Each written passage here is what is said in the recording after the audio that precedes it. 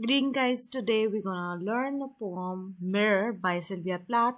So इस चीज़ के notes, इस पोम के नोट्स आपको मिल जाएंगे at the end of this explanation and also इसके आपको एक्सप्लेनेशन पूरी मिल जाएगी.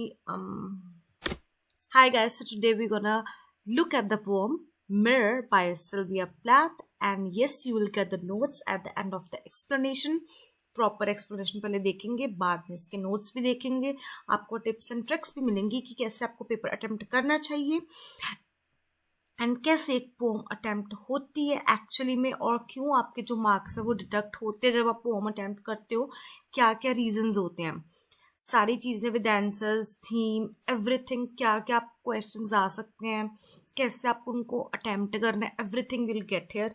No need to buy any guide because guide sometimes guides wrong, क्योंकि जब हर चीज़ हर बच्चा वही गाइड में से लिखेगा तो वैसे नंबर मिलेंगे. Exactly right. So we try to adopt for something new. Okay, चलो शुरू करते हैं. ये पोम सिल्विया प्लाथ ने तब लिखी थी जब उसके पहला बेटा हुआ था, पहला बच्चा हुआ था. आई वुड से पहले बच्चे के बाद उसने ये पोम लिखी थी. अब ये पोम जो है ना, वो एक विमेन की लाइफ पे ही डिपेंडेंट है. पूरी पोम स्टार्ट करते हैं, साथ साथ आपको बताते जाऊंगी. I am silver and exact, I have no preconceptions. I कौन है यहाँ पे? Obviously Sylvia Plath. वो अपने आप को सिल्वर एंड एग्जैक्ट मतलब अपने आप को वो क्या बता रही है कि मैं एक मिरर की तरह हूँ. सो विमेन का रिलेशन मिरर के साथ है और मिरर का रिलेशन विमेन के साथ है. अपने आप को मिरर की क्वालिटीज में एक विमेन बता रही है. कौन? Sylvia Plath. I have no preconceptions. अब वो कह रही है जो शीशा है उसके पास पहले कोई प्री कॉन्सेप्शंस नहीं है, मतलब पहले कोई जजमेंट्स नहीं है. प्री कॉन्सेप्शन मतलब जजमेंट्स नहीं है. Whatever I see I swallow immediately. वो कहती है जो मैं देखती हूँ, मतलब जो एक मिरर देखता है वो वैसे उसे निगल लेता है. कोई चीज़ सामने पड़ी है, मिरर वो ही चीज़ देखता है जो उसके सामने पड़ी है. ना वो देखता है वो काला है, गोरा है, ना रेसिज्म ना सेक्सिज्म, कुछ नहीं. बस ऐसे उसको निगल लेना, कोई अपनी जजमेंट ना करनी. Just at as it is, unmisted by love और डिसलाइक. जैसे है वैसे ही उसको देखना, ना प्यार से ना नफरत से, किसी भी जजमेंट से नहीं, किसी भी इमोशन से नहीं देखना. जैसे है वैसे देखना, क्योंकि मिरर का यही काम है. I am not cruel only truthful. कहता है कि ये मेरी क्रूरता नहीं है कि जो चीज़ वैसे है, जैसे है वैसे देखना. मैं बस सच्चा हूँ, मैं बस सच्ची हूँ. विमेन अपने आप को रिलेट कर रही है उस मिरर की तरह कि एक विमेन जो है वो भी एक मिरर की तरह होती है. ये सब कौन बोल रहा है? Sylvia Plath.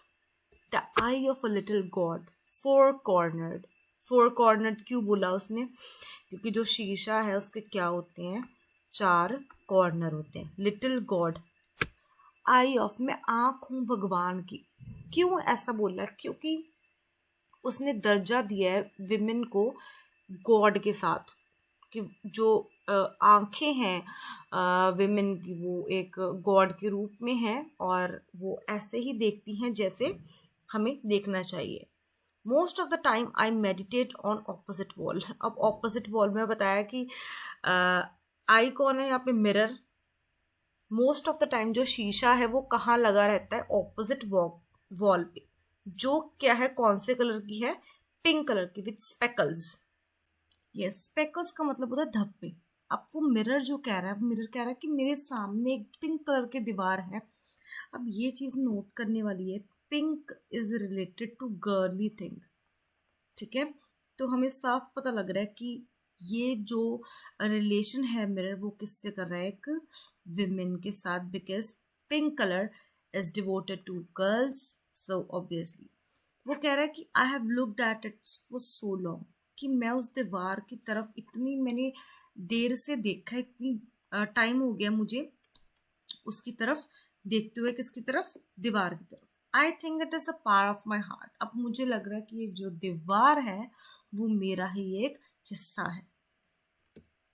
But it flickers. Flickers मतलब जगमग जगमग करना, झपकना. ठीक है. सो वो कहते हैं बट ये जो दीवार है ना वो कभी दिखती है कभी नहीं दिखती. क्यों? फेसेस, क्योंकि कभी कभी मेरे आगे कुछ क्या आते हैं, चेहरे आते हैं, कोई शीशा देखने आता है, इसलिए वो जो दीवार है वो छिप जाती है और मुझे उस इंसान का चेहरा दिखता है जो मेरे आगे खड़ा होता है। एंड डार्कनेस, और कभी कभी बहुत अंधेरा होता है, इसी कारण वो सामने वाली जो पिंक कलर की दीवार है जिस पे धब्बे हैं वो मुझे नहीं नजर आती। डार्कनेस कभी है वो हमें सेपरेट कर देती है ओवर एंड ओवर, बार बार। चलिए अब हम आते हैं नेक्स्ट स्टैंजा पर। Next stanza, now I am lake. Okay, so अब जो मिरर है उसके पास गॉडली पावर्स हैं, हमने पढ़ा, ठीक है। तो अब वो क्या बन चुका है, लेक। एक मान लो कि ये जो मिरर है अब वो लेक बन चुका है, एक झील बन चुका है। A woman bends over me, अब वो कहता है कि मैं अब लेक बन चुका हूँ, मैं लेक हूँ, अब मेरे ऊपर कौन आती है, एक विमेन आती है। विमेन बेंड होती है मेरे ऊपर, searching my reaches for what she really for what she really is. And now वो सर्च कर रही है किस चीज के लिए, मेरे में वो सर्च कर रही है कि वो एक्चुअली में क्या है, वो अपने आप को ढूंढ रही है मेरे अंदर।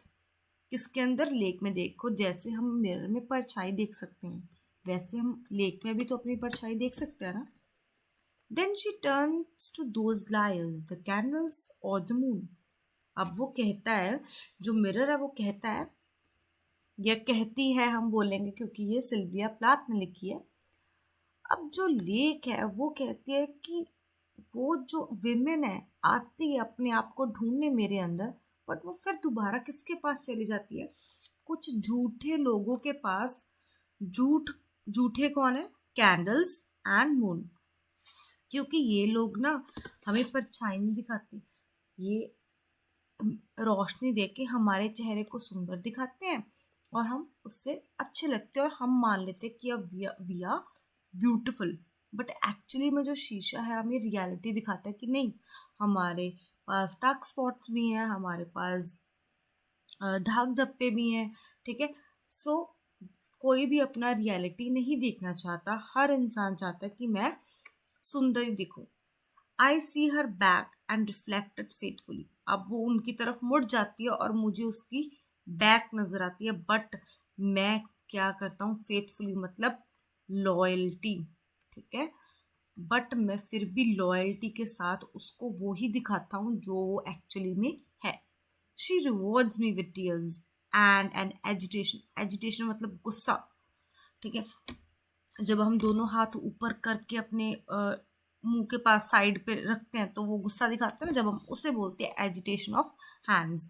अब वो क्या करती है, बदले में वो मुझे आंसू दिखाती है, वो रोती है और गुस्से में मुझे देखती है। क्यों, क्योंकि मैंने उसको सच दिखाया। वो खुश नहीं है अपने आप को देख के मेरे अंदर, क्योंकि उसको अपनी सच्चाई नजर आती।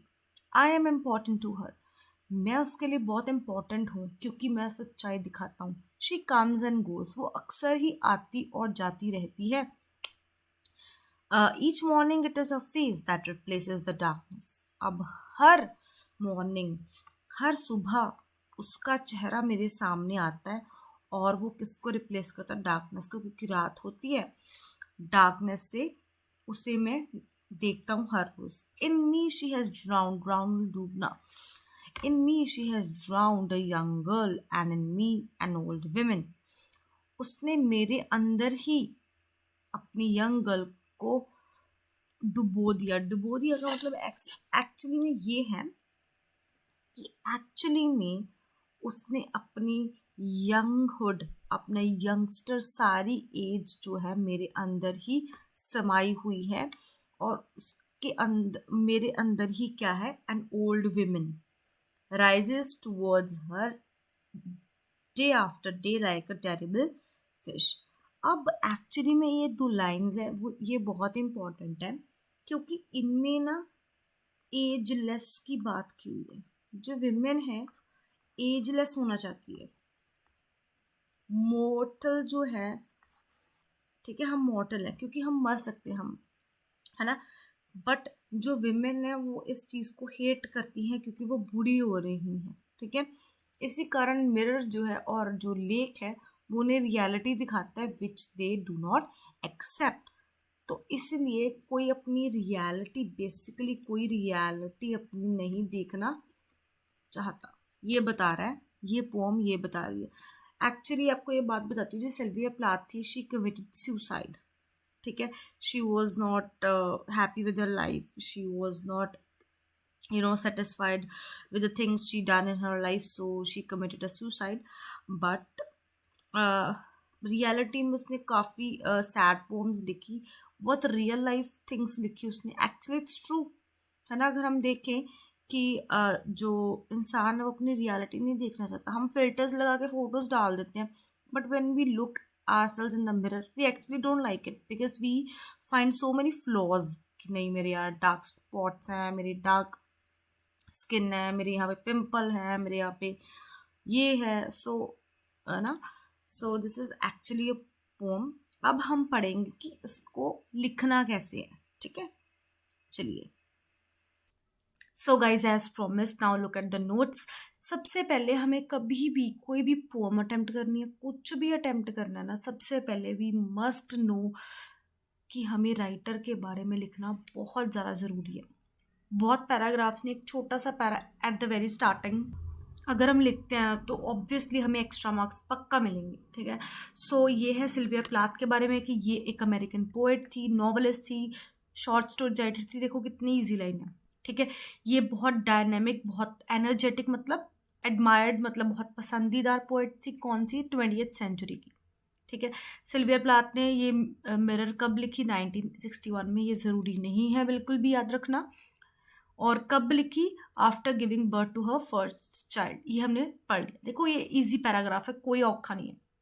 उसके बाद आप लिख सकते हो ये जो पोम है वो एक पर्सोनिफाइड मिरर की फॉर्म में लिखी हुई है। पर्सोनिफिकेशन का मतलब होता है कि ऑब्जेक्ट को इंसान की तरह देखना। मिरर को उसने एक इंसानियत जो है कैरेक्टरिस्टिक्स दी, इसीलिए उसने किया।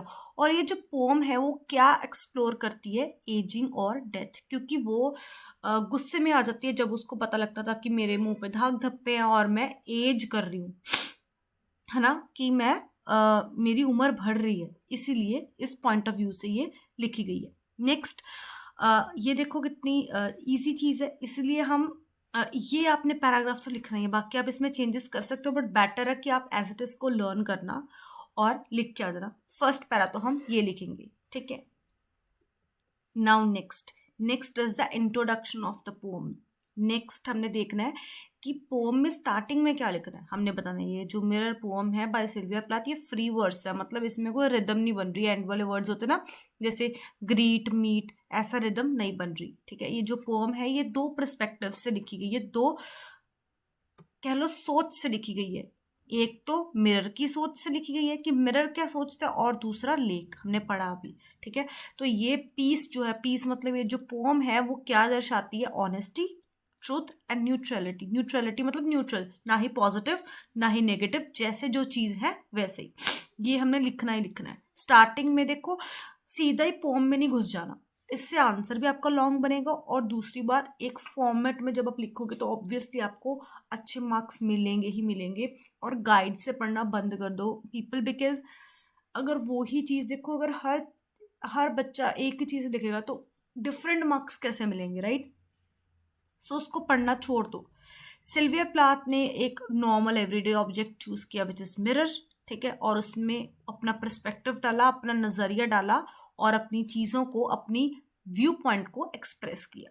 इजी ये भी, यहाँ तक भी हो गया। अब हम आगे बढ़ते हैं। By using a mirror as a speaker of poem she explores the life of women as she grows old from an outward perspective.